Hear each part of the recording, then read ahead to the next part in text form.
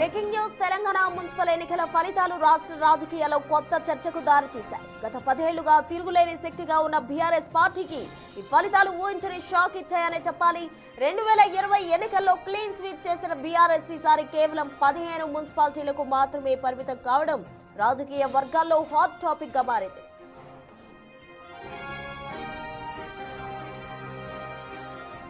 రాష్ట్ర వ్యాప్తంగా జరిగిన ఈ పోరులో బీఆర్ఎస్ 2వ స్థానంలో నిలిచింది. అయితే సిరిసిల్లలో కేటీఆర్, గజ్వేల్లో కేసీఆర్ తమ పట్టును నిరూపించుకున్నారు. కానీ ఉమ్మడి కరీంనగర్, నిజామాబాద్, మహబూబ్ నగర్ జిల్లాల్లో బీజేపీ భారీగా ఓట్లు చీల్చడం బీఆర్ఎస్ విజయావకాశాలను దెబ్బతీసింది.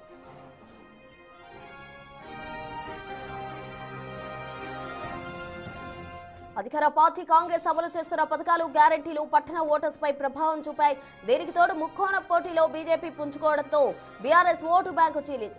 దాదాపు 36 మున్సిపాలిటీలో హంగ్ ఏర్పడటంతో అక్కడ చైర్మన్ పీఠాలు దక్కించుకోవడానికి ఎక్సాఫిషియో ఓట్లు లేకపోవడం బీఆర్ఎస్ కు పెద్ద మైనస్ గా మారింది.